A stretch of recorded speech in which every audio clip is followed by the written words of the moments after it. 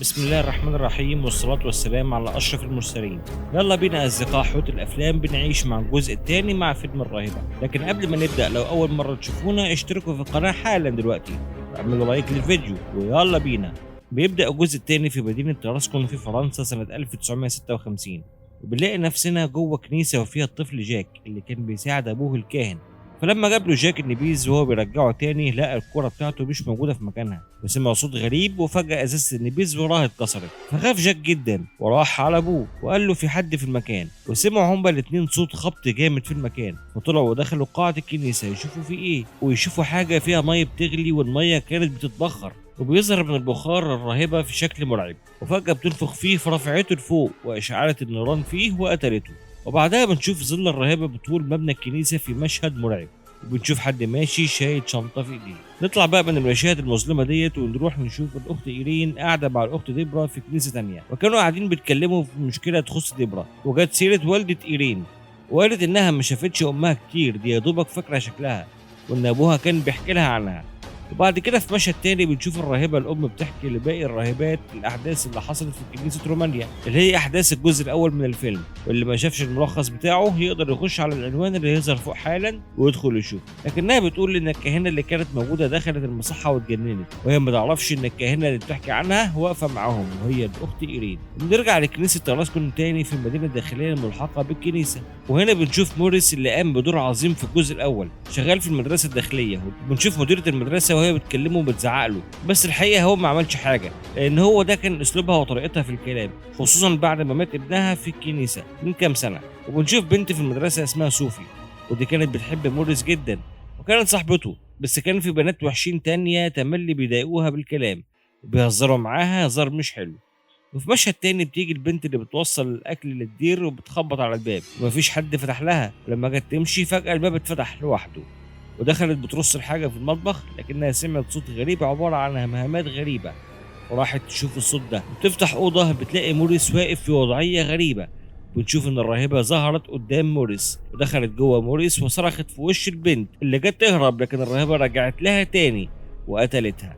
وبنفهم هنا إن الراهبة بدأت تتحكم في موريس وبتدخل جواه، وده برضو اللي اتكلمنا عليه في ملخص الجزء الأول في آخر الفيلم. نرجع مرة تانية للأخت إيرين اللي بتصحى من النوم مفزوعة لأنها شافت موريس قدامها وشكله كان مرعب جدا، فبتروح لها الأخت ديبرا وبتهديها. وتاني يوم بنلاقي كاهن كبير من الفاتيكان موجود عندها، بيقول لها على جرائم قتل مريبة حصلت في كنيسة تراسكون في ظروف غامضة، ووراها شوية صور للكهنة اللي ماتوا، منهم الكاهن اللي شفناه بيتحرق في أول الفيلم. بيقول لها إن الشيطان خرج تاني وهيدمر العالم، وبيطلب منها إنها تروح تحقق في الموضوع وتهزم الشيطان، لكنها رفضت طلبه وقالت كفايه اللي حصل معايا قبل كده. قال لها انت الوحيده اللي عندك خبره في المواضيع ديت ومحدش غيرك هيقدر على الشيطان. نعرف هنا ان الاخ بيرك اللي كان معاها في الجزء الاول مات بسبب الكوليرا، وبتوافق ايرين انها تواجه الشيطان مره تانية. وهي مسافره في القطر فجاه بتخش عليها الاخت ديبرا وبتقول لها انا رايحه معاكي، لكن ايرين في الاول رفضت، لكنها وافقت بعد كده بعد تصميم والحاح ديبرا، خصوصا انها قالت لها ان امها ماتت في الكنيسه ديت، وقالت لها ايرين لازم يكون ايمانك قوي، وانه بالايمان القوي ممكن النبيذ يتحول لدم ويكون سبب في الانتصار. وفي مشهد تاني بنشوف صوفي واقفه مع زميلها الوحشين وطلبوا منها انها تلعب معاهم، وفعلا بياخدوها ويروحوا ويخشوا مكان مهجور مقفول بالقفل والجنزير. كان المكان دوت ممنوع على اي حد يدخله، وبعد ما دخلوا قالت البنت انهم هيلعبوا لعبه اسمها تحدي الشيطان، ونشوف رسمه على الشباك على شكل خروف. بتقول صاحبه صوفي انها لما تبص على الرسمه ديت وعلى عيون الخروف ان كده الشيطان شايفك، لان دي هي عيون الشيطان. بتقول لها ان الشيطان ممكن يجي ويقتلها. فعلا بصت صوفي على الرسمه، البنات مشوا من غير ما هي تحس. تظهر الراهبه من ورا صوفي وبتحصل ضجه كبيره في المكان، وبتجري صوفي على بره، لكن البنات قفلوا عليها الباب. لكن فجاه يفتح الباب موريس وياخد صوفي ويخرجها بره. ولما وصلت ايرين وديبرا لكنيسه توراسكون وبتقول لها كاهنه من الكنيسه ان النهارده بنحتفل بالقداس، لكن مفيش حد جه لأن الناس بتعتقد إن الكنيسة ملعونة وإن الرب اتخلى عنهم بسبب الشيطان. لكن إيرين بتشوف، وهي بس اللي بتشوف ولد داخل عليها وبيديها سبحة، لكن بسرعة بتفوق من اللي هي شافته. والطفل ده هنعرف بعد كده إن هو الطفل اللي شفناه في أول الفيلم. بتقول الكاهنة إن كان في مساعد في الكنيسة ديت قبل كده اسمه فرنشي اللي هو موريس، لكنه مشي بعد الأحداث اللي حصلت على طول. هنا بقى بنفهم إن معنى المشهد اللي اتكلمنا عليه في الأول، الراجل اللي كان ماشي وفي ايديه شنطة يطلع هو موريس. وبتفتكر ايرين اخر لقاء بينها وبين موريس، وكانت بتشكره على انقاذه لحياتها وودعته وسافرت. وبتحكي ايرين لديبرا حكايتها مع موريس وازاي هو انقذها، لكنها فهمت ان الشيطان اتحكم في موريس بسبب انقاذه ليها، وان هي دي طرق الشيطان. وبعد كده بنشوف الشيطان بيظهر لصوفي في اكتر من مره. وفي مشهد تاني بنشوف ايرين وهي واقفه في الشارع وبتشوف الطفل جاك، تساله انت كنت موجود ليله الحادث وشفت اللي حصل؟ قال لها ايوه كنت موجود، وان السبحه ديت كانت بتاعه الاب وانا اخدتها بعد ما مات وسابها وجري. ولما جريت وراه بتدور عليه وقفت قصاد مجموعه كتب كبيره اللي فضل الهوا يطير الورق فيها بشكل جامد لحد ما رسم صوره الكاهنه الشيطان قدامها، وهي كانت خايفه مش عارفه تعمل ايه، بس قربت الصورة جامد وفجأة تخرج الكاهنة من الكنيسة. في لحظات بتشوف إيرين إن في حد بيخلع عينين راهبة تانية وحط عينيها في علبة وبتقدمها لإيرين، وإيرين تقع على الأرض فاقدة الوعي لحد ما جت الأخت ديبرا وأنقذتها، واختفت الكتب واختفى كل حاجة كانت موجودة. وبنرجع نشوف مديرة المدرسة الداخلية وهي بتصلي، تسمع صوت غريب فبتمشي ناحية مصدر الصوت، وفجأة بتشوف موريس واقف وقفة مريبة بتندهله وكأنه فاق من حاجة وقال لها أنا مش عارف أنا واقف هنا ليه، وسابها ومشي. لكنها سمعت صوت طفل بينادي عليها بكلمة ماما جاي من المكان المقفول، وفجأة الباب بيتفتح ودخلت، وكل ده وهي سمعت صوت الطفل. وفجأة بتشوف سيدريك ابنها اللي بيظهر لها بطريقة مخيفة ومرعبة، كانت الراهبة الشيطانة واقفة وراه، وفجأة بيهجم الولد عليها ويضربها لحد ما مات. وإيرين وديرما في المستشفى قالت إيرين إحنا اقتربنا خلاص وأنا عرفت الشيطان عايز إيه، وقالت إنه قوي جدا وإن الشيطان بيدور على أثر قديم، علشان كده كان بيستغل موريس علشان يحصل عليه وإنه يتحكم فيه، وإنه باقي على حياته بس علشان هو اللي هيوصله للأثر ده وهيقتله لما يوصل للي عايزه. وقالت لها ديبرا اثناء ما انت كنت فاقده الوعي جالي ولد واداني الظرف ده. وإيرين بتشوف جواها المسبحه اللي شافتها قبل كده وكان معاها رمز لكنها مش عارفه معناه.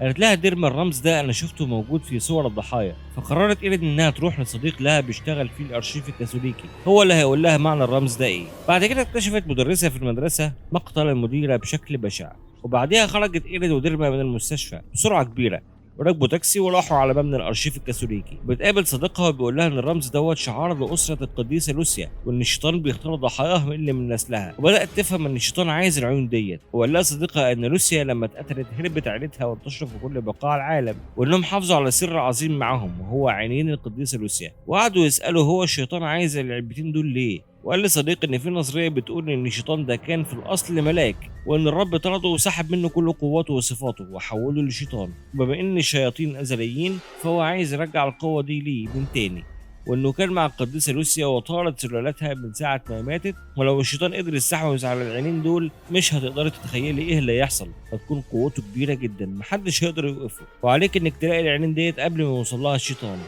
وان العينين دول اتدفنوا في دير القديسه ماريا. وبتسال ايرين الدير لسه موجود لحد دلوقتي؟ قال لها هو كان مصنع النبيذ في الاول ودلوقتي مدرسه داخليه. وهم في طريق اعترفت ايرين لديرما انها كذبت عليها في موضوع والدتها، وانها كانت متدينه وملتزمه وكانت بتشوف رؤى زيها بالظبط، لكن ابوها كان بيقول عليها مجنونه وحبسوها في المصحة وما شافتش وش أمها تاني. وبعد كده في قعدة حلوة بين موريس وصوفي وأمها المدرسة بدأ يتعصب موريس وهو على الأرض، بيظهر الشيطان في الأوضة وكلهم بيخافوا يجروا. وفجأة بيتقابل موريس وإيرين قصاد بعض وبيقول لها إن الشيطان لسه موجود وإنه راجع لها تاني. وإيرين قالت له الشيطان جواك أنت يا موريس، فموريس ما كانش مصدق اللي سمعه. وفجأة بدأت تحصل تشنجات على موريس وبتحول لمنظر مرعب، وبيقول لها مرحبا أيها الأخت، ويسيبهم ويمشي. وتروح وراها إيرين لكنه حدفها بعيد، ودخلت ديرما حصل لها زي ما حصل لإيرين، وبتقف إيرين وبتقرأ عليه كلمات مقدسة، ووقع موريس على الأرض وضربته ديرما بعصاية على راسه، وبعدها كتفوه هما الاتنين علشان ما يهربش. ودخلوا الكنيسة المهجورة. واتكلمت صوفي وقالت ان رسمة الخروف ديت هي علشان الشيطان لما بيدخل اشعة الشمس من الشباك بتخلي لون عينين الخروف لون احمر. وطلعت ديرما بره معاها كشاف نور، وراحت فعلا عند الشباك من بره وسلطت ضوء الكشاف على رسمة الخروف، وفعلا ظهر ضوء احمر زي الليزر من عينه، وكان رايح على جزء معين من الارض. وبداوا يحفروا في الارض، وفجأة صورة الخروف بتختفي من الشباك. وفضلوا يحفروا لحد ما لقت إيرين علبة شكلها غريب، تفتحها لقت جواها عينين القديسة لوسيا. في نفس الوقت دوت صحيت باقي البنات في المدرسة على صوت الخبط، وخرجت بنت منهم علشان تشوف ايه اللي بيحصل بره. وفجأة بتقابل ديرما، لكن فجأة بيظهر لهم الشيطان على صورته الحقيقية، وهما جريوا بسرعة وهو جري وراهم، ودخلوا الأوضة بسرعة وقفلوا عليهم الباب والشيطان بره. ومرة واحدة بدأت البنات تطير لفوق والسرير تنقلب والباب اتفتح، وبتسمعهم ايرين وكانوا رايحين للبنات، لكن فجأة بيظهر لهم موريس اللي قدر يفك نفسه من الأحبال والجنازير، وبيضرب المدرسة ويروح يمسك ايرين ويخبط دماغها في الأرض وتقع العلبة من ايديها وتمسكها صوفي وبتهرب بعيد. نرجع للبنات اللي بتظهر لهم شبح مديرة المدرسة وتمسك بنت منهم لكنهم قدروا يهربوا منها، وموريس كان بيدور على صوفي وبيوعدها انه مش هيأذيها، لكن ظهر نور من العلبه اللي معاها وبيشوف موريس بيهجم على صوفي وبيتغير لون عينين موريس وبيتهرب صوفي. برج الكنيسه كان بدأ يتهد، وبنشوف موريس وهو بيجري ورا صوفي في كل مكان لحد ما الواح الخشب كلها وقعت وانهار جزء من المبنى، ولسه صوفي معاها العلبه وكان هيقع بيها لوح الخشب ويطلع لها موريس عليها، وكانوا هيقعوا هما الاتنين لكن موريس وقع لتحت. ولسه البنات مع ديرما بيهربوا، دخلت ايرين المكان اللي صوفي فيه وكان مهدود بشكل كبير، وبتشوف براميل نبيذ كتير موجوده في المكان، وظهرت صوفي لايرين وادتها العلبه. وتاني بيظهر موريس لكن ايرين توقفه بقوه العينين، وبيخرج الشيطان من موريس في منظر مرعب، ويقع موريس على الارض وكلهم افتكروه مات. ولما قربت منه ايرين بتكتشف ان دي كانت حيله من الشيطان، وقدر موريس انه ياخد علبه العيون ويطلع منها نار وعينه اتحولت للون النار. وهنا بيحصل اهتزازات جامده في المكان، تظهر راهبه الشيطان من ورا موريس بشكل ضخم ومرعب، وبتحول لون عينيها للون الاصفر. وفي نفس الوقت دوت الشيطان اللي على شكل خروف بيظهر تاني للبنات، بيغرز قرنه في صدر بنت من البنات. وهنا بتمسك الراهبه ديرما بالجنزير من رقبتها وحاولت صوفي الهروب، لكن الشيطان طلع لها في كل مكان تروح له. بعد كده رفعت الراهبه ايرين لفوق وولعت النار فيها في مشهد مهيب ومرعب بجد. بتصرخ ايرين وفي نفس اللحظه بتشوف لقطات ليها وبنشوف ان لون عينيها اتغير زي امها، وبنعرف هنا انها كمان من نسل القديسه لوسيا، وبتعرف انها هتقدر على الراهبه، ووقعت على الارض في ظل غضب الراهبه الشديد، وبدات براميل النبيذ تتفتح وتنزل على الارض. وفجاه الراهبه بتحاصر صوفي وايرين وديرما بالاشواك علشان ما يقدروش يخرجوا. وهنا بيحضر موريس وكان عايز يقتل صوفي، لكن ايرين قالت لديرما بسرعه حطي ايدك معايا في النبيذ وصلي معايا، النبيذ هيتحول للدم المقدس. وفجاه انفجرت كل براميل النبيذ اللي اتحول لدم مقدس على الراهبه الشيطان علشان تتحرق، والنار تولع فيها كلها وبتختفي. وبدأت أعراض الانسحاب تظهر على موريس لحد ما رجع موريس لحالته الطبيعية، وبيشكر إيرين على إنها أنقذته. بعد كده بنشوف موريس بقى كويس وبحالة طبيعية مع إيرين، وفي النهاية بيظهر 2 تانيين لهم قدرات زي إيرين، وبتجيلهم مكالمة من الكنيسة علشان يحلوا قضية جديدة. في نهاية الفيلم لو عجبك الفيديو ما تنساش تحط لايك للفيديو، تشترك في القناة وتفعل زر الجرس علشان يجيلك كل جديد. ولحد ما نتقابل ليكم أحلى سلام من حوت الأفلام.